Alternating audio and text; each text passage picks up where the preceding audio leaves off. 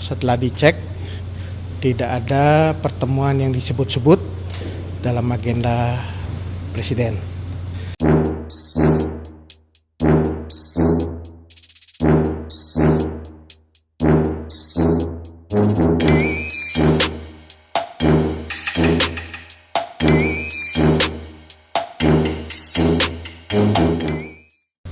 Dan terkait dengan pernyataan Bapak Agus Raharjo yang disampaikan di sebuah media, saya ingin menyampaikan beberapa hal. Yang pertama, setelah dicek, tidak ada pertemuan yang disebut-sebut dalam agenda Presiden.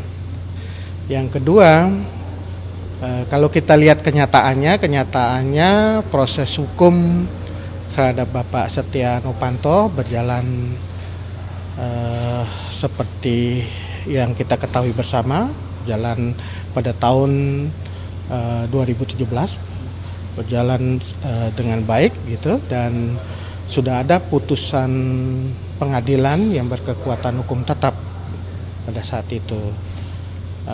Dan kalau teman-teman cek pernyataan resmi dari Bapak Presiden tanggal 17 November 2017, Bapak Presiden menegaskan agar Bapak Setia Novanto mengikuti proses hukum yang ada di KPK, dan Bapak Presiden yakin bahwa proses hukum itu akan berjalan dengan baik ya.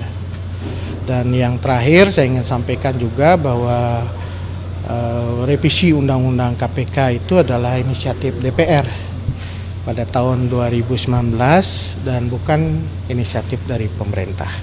Sekira itu saja yang ingin saya sampaikan terkait dengan pernyataan Bapak Agus Raharjo ya. Tadi nggak tahu kan itu tidak ada di dalam agenda resmi Presiden, tapi biasanya kan ada agenda-agenda di luar agenda resmi yang di-share ke media. Itu sudah di cross check juga, Tidak ya, ada pertemuan sama sekali. Informasi yang saya miliki adalah tidak ada agenda saat itu dengan Bapak Presiden.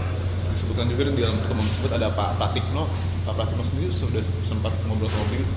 Kalau tidak ada hal tersebut, tidak ada pertemuan tersebut, nanti bisa dicek ke Pak Pratikno karena beliau saat ini berada di Dubai ya.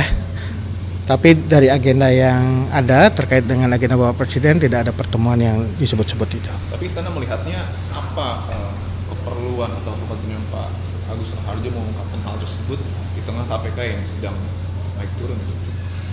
Ya, kita semua berharap KPK bisa menjalankan tugas fungsinya dengan baik. Kita harus mendukung itu tidak hanya dalam proses penindakan hukum tetapi juga dalam pencegahan korupsi. Jadi kita semua sebenarnya sepakat termasuk Presiden itu mendorong penguatan KPK itu dijalankan, dan kita lakukan secara bersama-sama itu. Baik itu oleh pemerintah, oleh DPR, dan juga oleh masyarakat sipil. Ada motif politik tidak kira-kira dari statement Pak? Saya nggak bisa menjawab itu ya.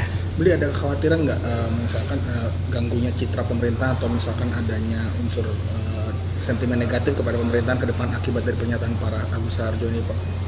Ya, saya kira masyarakat bisa menilai ya, bisa meng-cross check, melihat informasi itu secara baik apakah benar atau tidak gitu, dan juga melihat kenyataan-kenyataan yang ada. Seperti kali lagi saya sampaikan bahwa Presiden sudah secara resmi menyampaikan tanggal 17 November 2017 dan jejak digitalnya ada bahwa beliau mempertegas agar Setia Novanto mengikuti proses hukum tanggal 17 November 2017.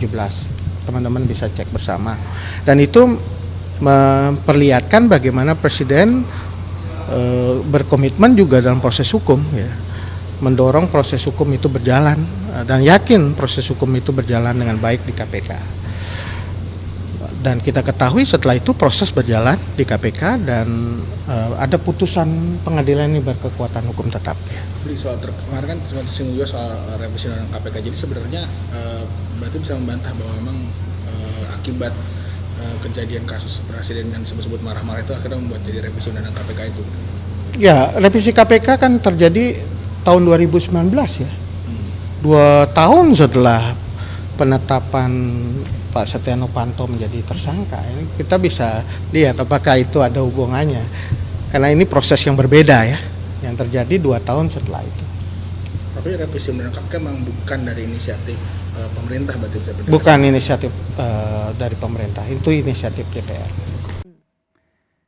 Saya dipanggil sendirian Oleh? oleh Presiden. Presiden pada waktu ditemani oleh Pak Pratikno. Jadi saya heran, biasanya yang memanggil itu berlima, ini kok sendirian. Dan dipanggilnya juga bukan lewat ruang wartawan, tapi lewat masjid kecil itu. Jadi dijemput dari sana. Nah itu di sana, begitu saya masuk, Presiden sudah marah. Presiden sudah marah, menginginkan, karena baru saya masuk itu, beliau sudah teriak, hentikan. Kan saya heran, hentikan, yang dihentikan apanya gitu kan. Setelah saya duduk, ternyata saya baru tahu kalau yang suruh hentikan itu adalah kasusnya Pak Setnov.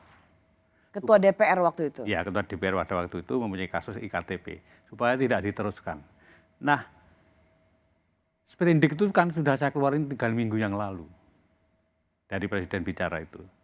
Sprindik itu tidak mungkin, karena KPK tidak punya SP3, tidak mungkin saya berhentikan, saya batalkan. Ya. Kemudian, karena tugas di KPK itu seperti itu, makanya ya kemudian tidak saya perhatikan, saya jalan terus, saya jalan terus. Tapi akhirnya kan dilakukan revisi undang-undang, nanti kan intinya revisi undang-undang itu kan SP3 menjadi ada, kemudian di bawah Presiden, karena apa pada waktu itu mungkin Presiden merasa bahwa ini Ketua KPK diperintah Presiden kok nggak mau, apa mungkin begitu kemudian Itu gelagat awalnya ya? Ya. Jadi ini sebuah kesaksian ya, dan fakta yang Pak Agus alami bahwa Bapak dipanggil oleh Presiden untuk menghentikan kasus IKTP Ya. yang mentersangkakan Setia Novanto waktu itu menjadi Ketua DPR. Ya. Bapak bersaksi itu ya? Saya bersaksi. Saya bersaksi dan itu memang terjadi yang sesungguhnya saya alami sendiri. Saya awalnya tidak cerita kepada komisioner yang lain, tapi setelah beberapa lama itu kemudian saya cerita.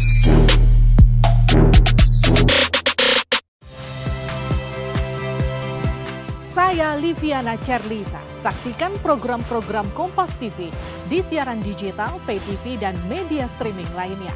Kompas TV, independen, terpercaya.